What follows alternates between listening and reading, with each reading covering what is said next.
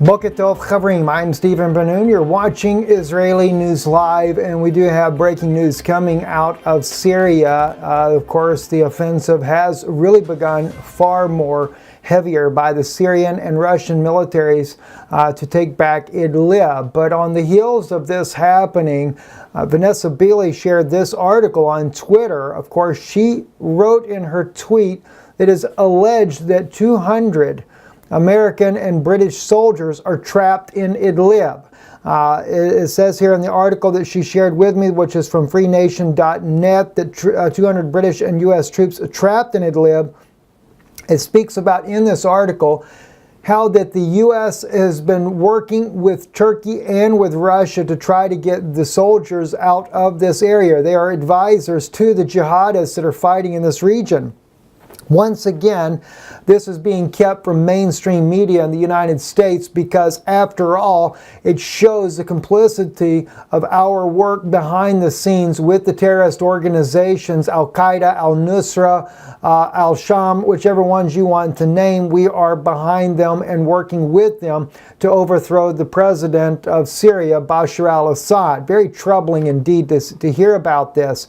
Well, the odd thing is that Turkey has rejected the rescue of these soldiers and to take them to the Incirlik air base there inside of Turkey, which, by the way, let's just jump over here, look at the map here.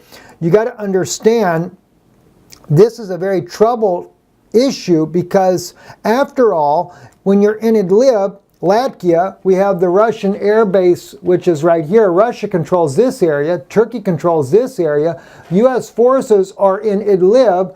There's no way out. You got to either go through Syrian troops, Turkish, or Russian. All right? Now, the Turkish troops, which they could easily cross the border into Turkey and get safe passage to the Incirlik air base, but they have declined the U.S.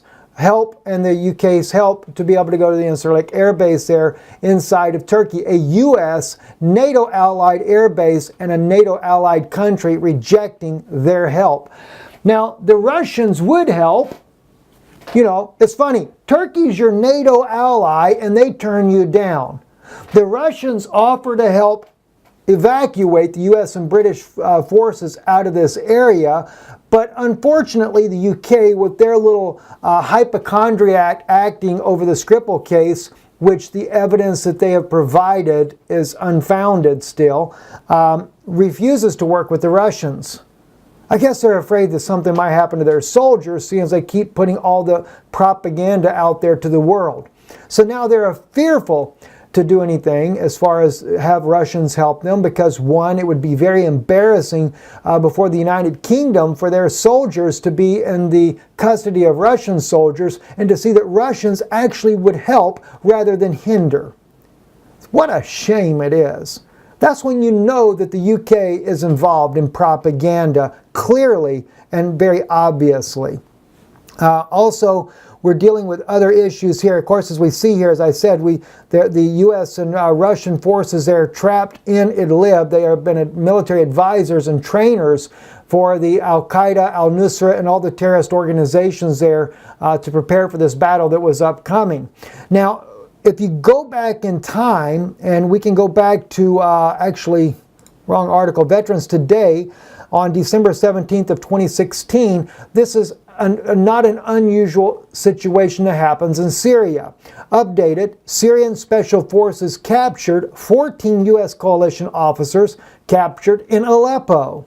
We can go back not too long ago, earlier this year, down near Damascus, where still never was in mainstream media, about, I think it was a little over 200 British, mostly British, some Americans that were trapped down there as they worked with the different Al-Qaeda members to stage false flag chemical attacks in the white helmets. They actually didn't just get trapped, they got captured by the Syrian forces. I don't think that was ever really resolved until Helsinki, when President Trump met with President Putin privately.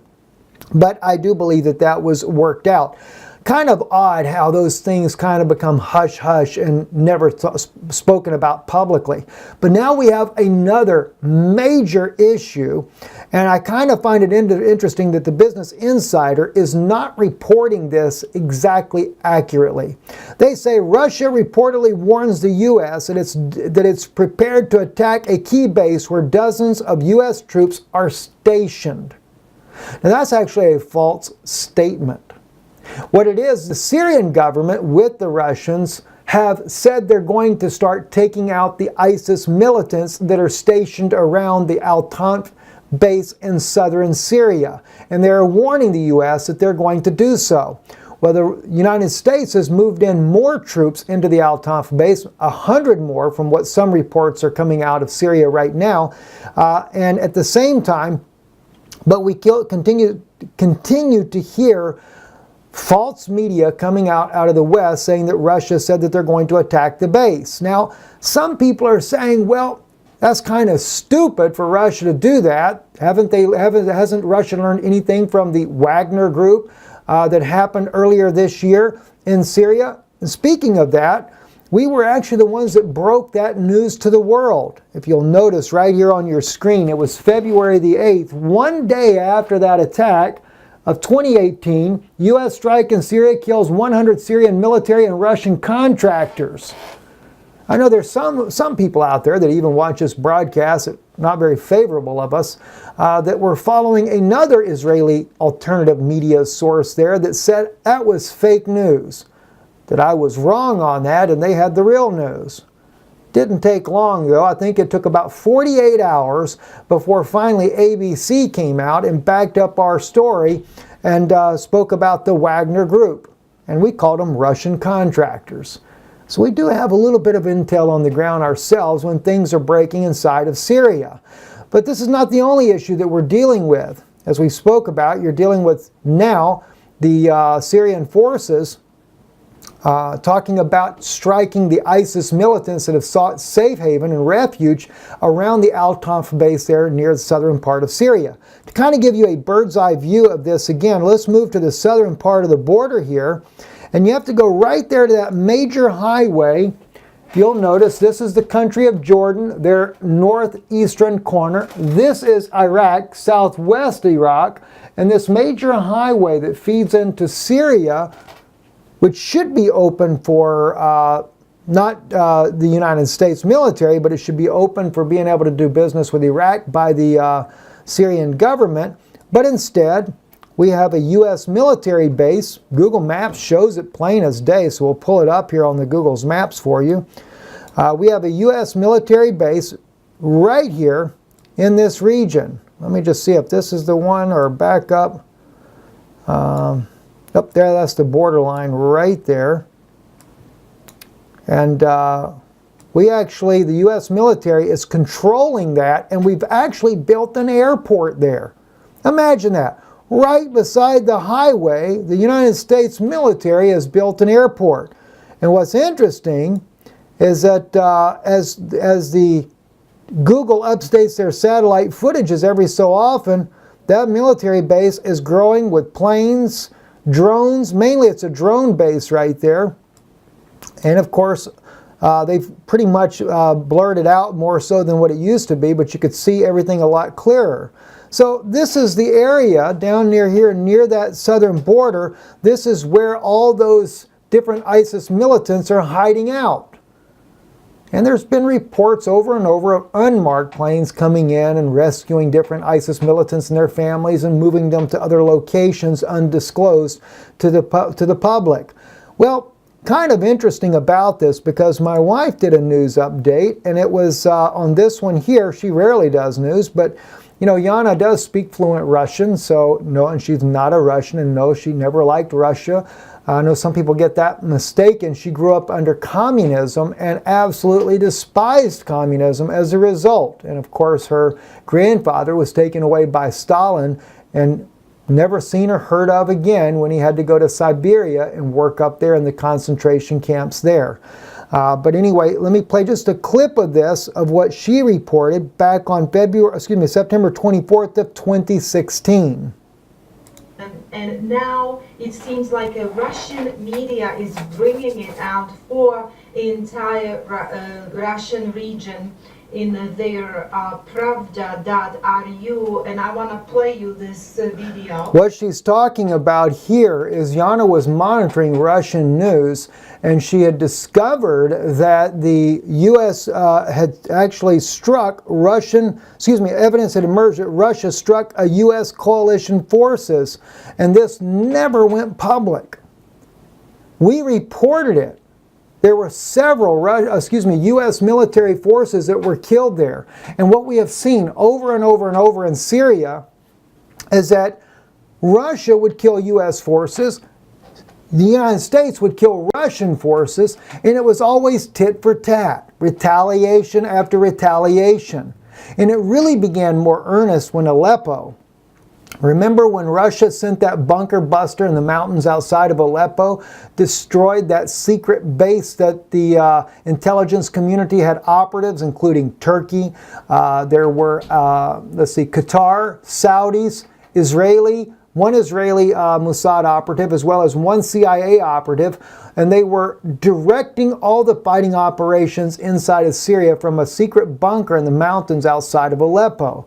Well, Russia, in retaliation to something that was done also near Deir ez-Zor, when U.S. forces, their allied NATO forces, the coalition, had struck the Syrian army, killing, I think it was, they claimed 69 Syrian soldiers were killed, but they had also killed about 14 Russian special ops that were in that area as well. And so in retaliation to that, Russia struck their secret base in Aleppo and killed all the intelligence officers in that base.